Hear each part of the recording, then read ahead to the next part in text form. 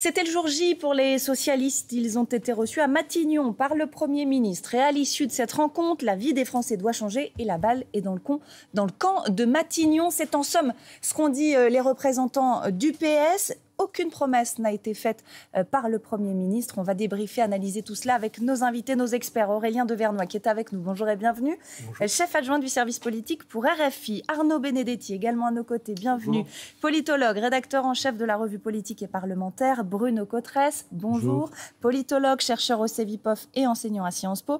Et Yael Goz, notre éditorialiste politique qui est toujours à nos côtés. On va, avant de prendre votre analyse, aller directement à Matignon. Martin Baumer a suivi la consultation du Parti socialiste avec le Premier ministre. Martin, comment on résume ce qui s'est dit à la sortie? Comment sont ressortis les socialistes? On va le résumer assez facilement parce qu'il y a eu quasiment 2 heures de rendez-vous à Matignon et à peu près rien n'en est ressorti. En tout cas, si l'on en croit les représentants du Parti socialiste, Olivier Faure était là notamment. Et ce qu'ils disent en sortant, c'est qu'ils ont été déçus. Parce qu'ils sont venus ici à Matignon, évidemment, avec, alors pas une liste de courses, mais en tout cas une liste de volontés qu'ils voudraient voir dans le budget notamment. Les retraites, alors l'abrogation pas forcément, mais en tout cas une pause sur la réforme des retraites, une taxe sur les plus hauts revenus, la taxe Zuckman ou quelque chose qui y ressemblerait, des mesures aussi pour le pouvoir d'achat. Ils sont venus plaider tout cela pendant un moment, ce qu'a dit Olivier Faure, mais pas que sur le budget, parce qu'ils sont venus aussi plaider un peu sur le législatif, c'est-à-dire des réformes qu'on ne voudrait pas revoir sur l'immigration. Par exemple, Olivier Faure a demandé à ce qu'il n'y ait pas de nouvelles réformes sur l'immigration. Ils sont venus réclamer tout cela et puis quand ils sont ressortis, ils ont dit effectivement qu'ils étaient assez déçus alors de ne pas avoir de réponse, mais en même temps c'est la méthode Lecornu en quelque sorte, c'est-à-dire qu'il leur a dit j'écoute, pour l'instant j'écoute tout le monde et à la fin je serai en capacité de vous dire quelque chose. Donc on peut résumer ainsi ce moment à Matignon avec les socialistes.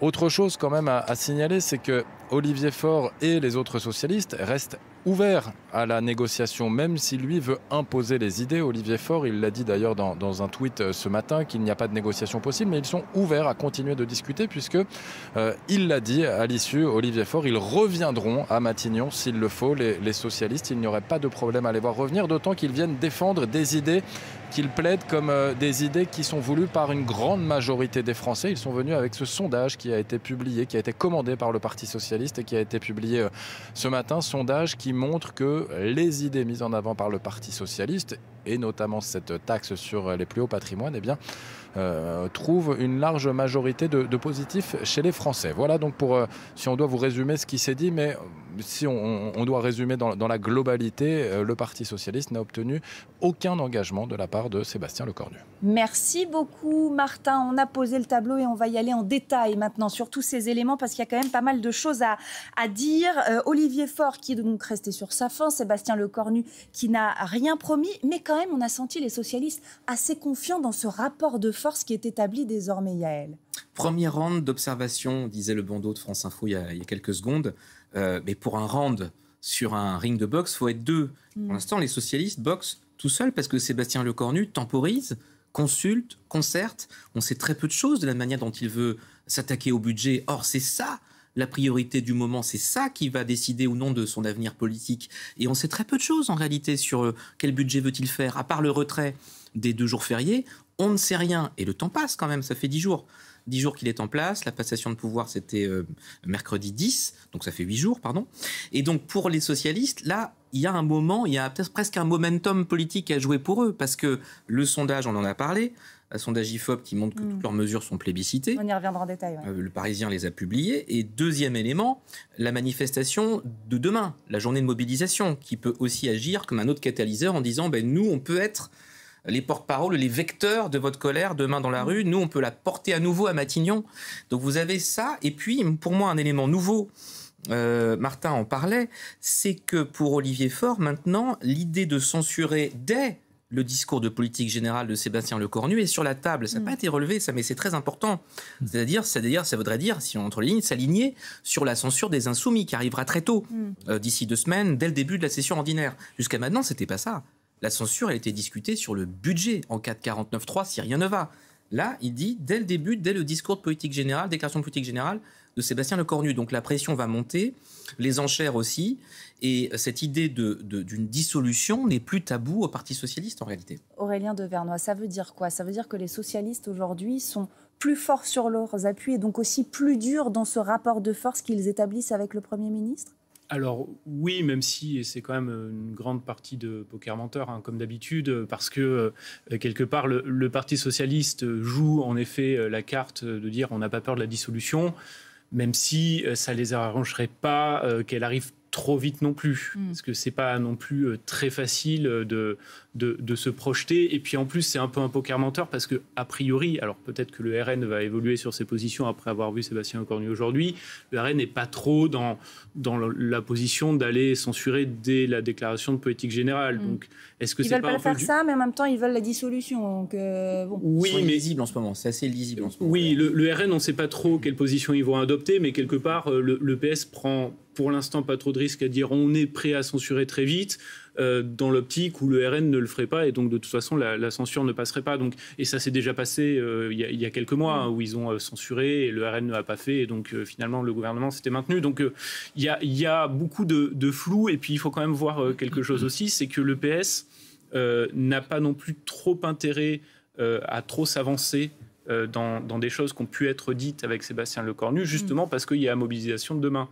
Et que s'il s'avance trop sur des choses qu'il pourrait faire, d'éventuelles concessions, etc., ça peut leur revenir dans la figure parce que la mobilisation sociale est sur des positions assez dures, y compris du côté de la CFDT, qui est généralement un peu plus modérée. Là, Marie-Lise Léon, dans plusieurs interviews, a tenu des positions assez raides.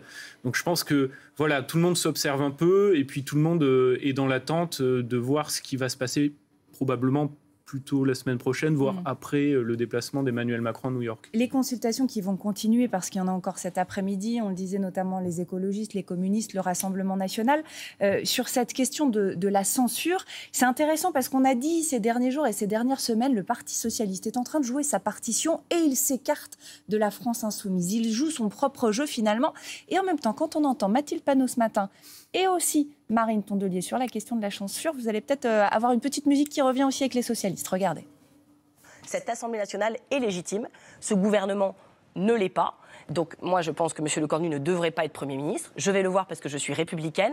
Il est fort probable que nous le censurions, sauf si tout d'un coup il nous explique qu'il trouve honteux les 43 renoncements écologiques auxquels s'est adonné le gouvernement Bayrou. S'il accepte de taxer les hauts patrimoines et pas une petite taxe de je sais pas quoi de 2 milliards. Nous on parle bien de la vraie taxe Zuckman, 15 à 25 milliards. Nous demandons au Premier ministre, M. Sébastien Lecornu, de se soumettre au vote de confiance ou alors nous le soumettrons au vote de censure. Encore une fois, nous respectons un ordre républicain. Et tant que le Premier ministre n'est pas passé devant l'Assemblée nationale et qu'il n'aura pas demandé un vote de confiance ou à défaut une motion de censure, nous n'irons pas négocier. Et d'ailleurs, nous n'avons rien à négocier avec eux. Tous ceux qui permettront de sauver Macron tomberont avec lui. Bruno Cotresse, elle est encore là, la différence Parti socialiste, France insoumise, écologiste quand on parle de la censure? Ou là, c'est en train de se brouiller? Bon, il y a de la différence, quand même, il y a de la différence. Bien sûr que la déclaration de Marine Tondelier, qu'elle a déjà faite à la fête de l'UMA, dimanche, c'était un peu la même chose, qui est de dire, de mettre Sébastien Lecornu en position de faiblesse automatiquement, en disant de toute façon, il n'est pas légitime, donc il devrait simplement se contenter de reprendre un certain nombre de nos mesures. Et si c'est nos mesures, pourquoi c'est pas nous qui les portons? On pourrait dire beaucoup d'électeurs ou de responsables de la gauche, bien évidemment.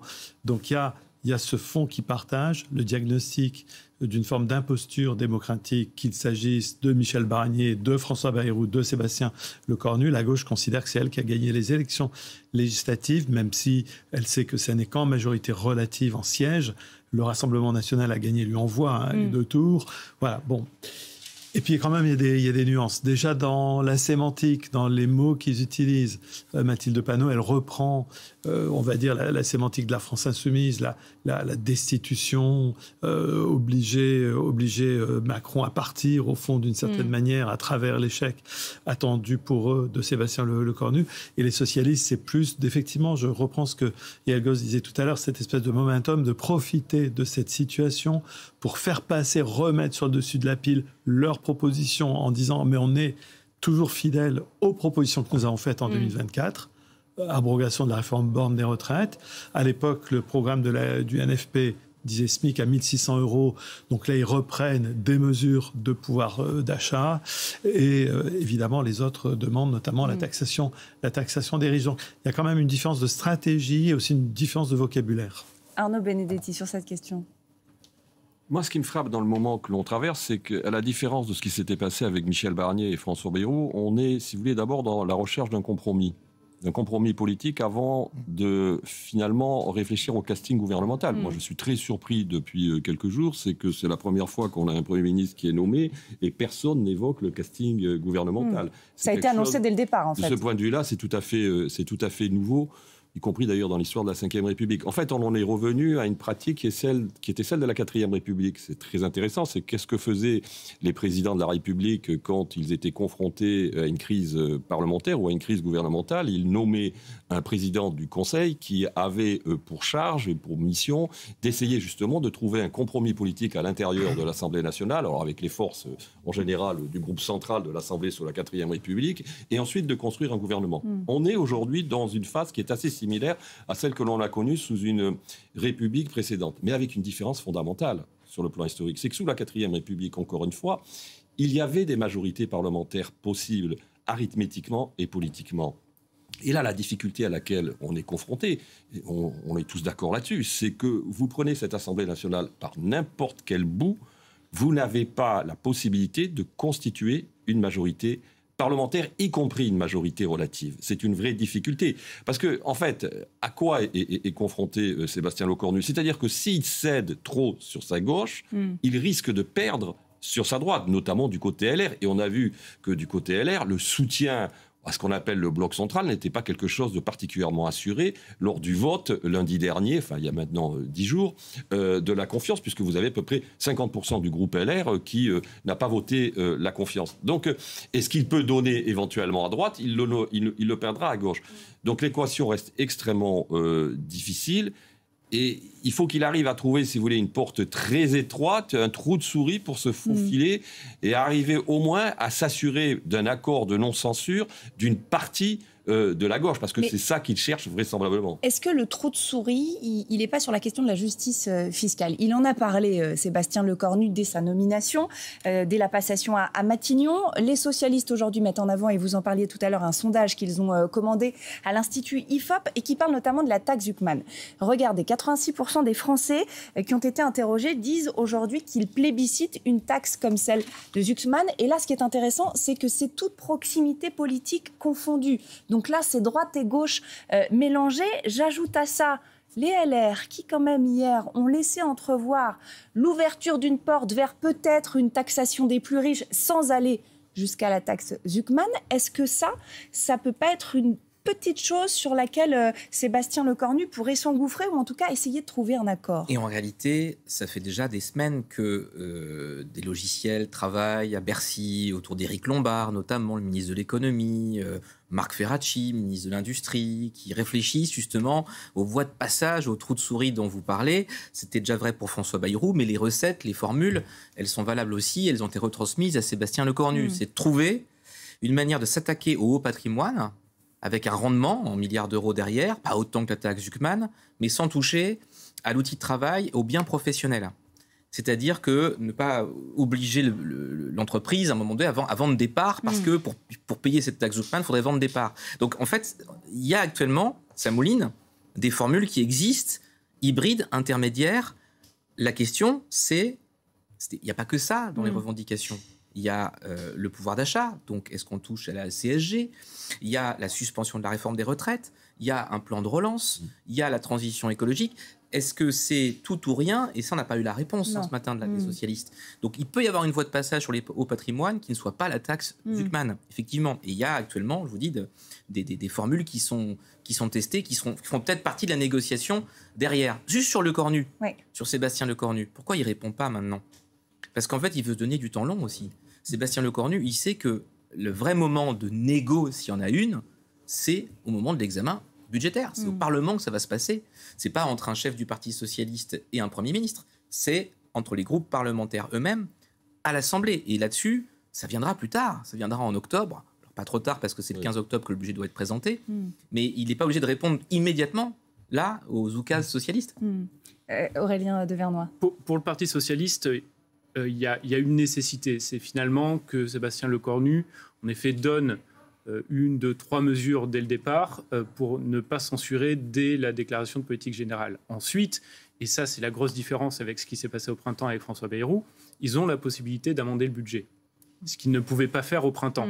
Et donc là, ça veut dire que, en effet, comme disait Yael, les négociations vont attaquer, et là, ça sera, on va dire, les choses sérieuses. Mais ils ont quand même un autre problème, c'est qu'en effet, se contenter d'une taxe Zuckman ou équivalente, et que par ailleurs, les macronistes viennent de redéposer une proposition de réforme d'assurance chômage, ça ne les met pas dans une position extrêmement confortable. C'est-à-dire que si la contrepartie de plus de justice fiscale, c'est de taper davantage sur les précaires et les pauvres, pour le Parti socialiste, c'est quand même très, très, très compliqué à faire entendre à leur électorat. Mais est-ce qu'ils n'ont pas un atout là-dessus qui est la journée de demain ?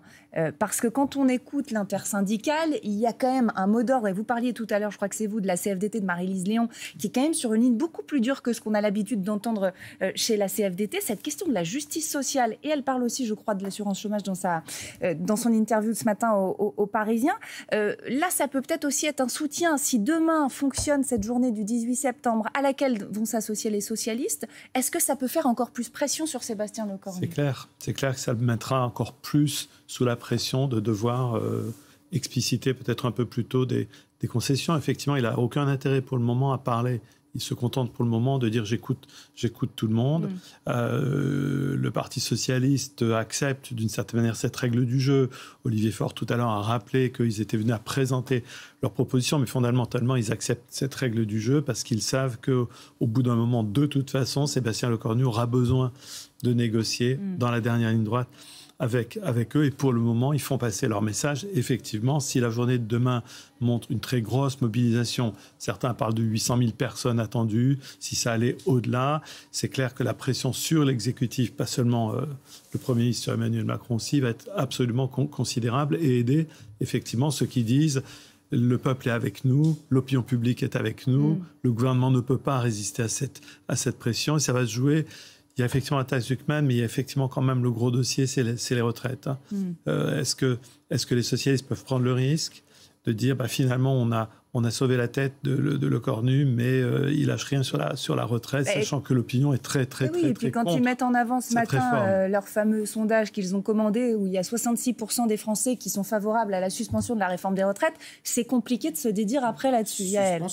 Suspension. Le mot est très important, ça n'a rien à voir, et suspension, ça peut être revoyure à la présidentielle pour trancher ou pas ce débat dans 18 mois. Et non. Mais ça leur laisse un temps pour souffler, du coup. Voilà, mais juste sur demain, la grande différence dans la guerre des gauches, parce qu'il y a ça quand même qui se profile entre LFI et le PS, on l'a entendu dans les extraits sonores tout à l'heure, demain, les socialistes appellent officiellement à garnir les cortèges, à y aller vraiment, à manifester, alors que le 10, la semaine dernière, c'était la manif LFI, quelque part, celle qui avait un peu privatisé, entre guillemets, Jean-Luc Mélenchon. Vous voyez, là aussi, chacun gère son territoire politique. Tout à l'heure, vous parliez du temps long, Yael, qui pouvait aussi, dont le Premier ministre a aussi besoin. J'aimerais vous entendre à ce sujet, Arnaud Benedetti, parce qu'on sait qu'à un moment, le Premier ministre va devoir jouer carte sur table, va devoir donner des choses aux uns et aux autres, ou en tout cas tenter la négo. Là, on est dans les consultations, il y aura le temps de la négociation après. Est-ce qu'il risque, plutôt que prévu, effectivement, ou plutôt que ce que lui souhaiterait, se retrouver dans la négociation, si justement, demain, dans la rue, il y a du monde. Si justement, demain, dans la rue, on dit maintenant, ça suffit, nous, on veut une réponse. Son gouvernement, il ne peut pas donner de réponse tout de suite, mais lui, il peut. Le risque, c'est d'être obligé à un moment donné d'agir sous la pression de l'opinion publique, sous la pression de la rue, ce qui est quand même toujours quelque chose de profondément inconfortable pour un chef du gouvernement. Et c'est vrai que demain, la journée et la mobilisation sera quand même un test important pour savoir justement quel est le niveau de colère sociale dans le pays, qu'on sait assez fort dans les sondages, mais quand il se manifeste dans la rue, c'est encore autre chose sur le plan presque de la symbolique et de la façon dont les acteurs politiques perçoivent le jeu. Mais, vous savez, le temps long, il est relatif. On est, qu'on le veuille ou non, dans un temps qui est extrêmement court. Ça a été rappelé, le budget, il faut que le 15 octobre, je veux dire, il soit en discussion. Donc on est véritablement dans un laps de temps qui ne laisse pas beaucoup de marge de manœuvre, qu'on le veuille ou non, au Premier ministre. Il a une situation extrêmement tendue. Après, il y a un autre facteur qu'il faut prendre en compte quand même aussi dans les anticipations des acteurs, ce sont les élections. Et notamment les élections municipales du mois de mars qui vont quand même jouer aussi dans le positionnement du Parti socialiste. Jusqu'où le Parti socialiste peut aller, si vous voulez, dans un accord relatif avec Sébastien Lecornu, sans perdre trop de plumes aux municipales, sachant quand même qu'il a la pression de LFI et également des Verts, donc beaucoup de municipalités. Messieurs, on continue cette discussion dans un instant. On parlera notamment de la ligne rouge de l'immigration pour le Parti socialiste, qui est plutôt une chose sur laquelle la droite veut se positionner très clairement. On en parle juste après un point complet sur l'actualité. Valentine Desjeunes.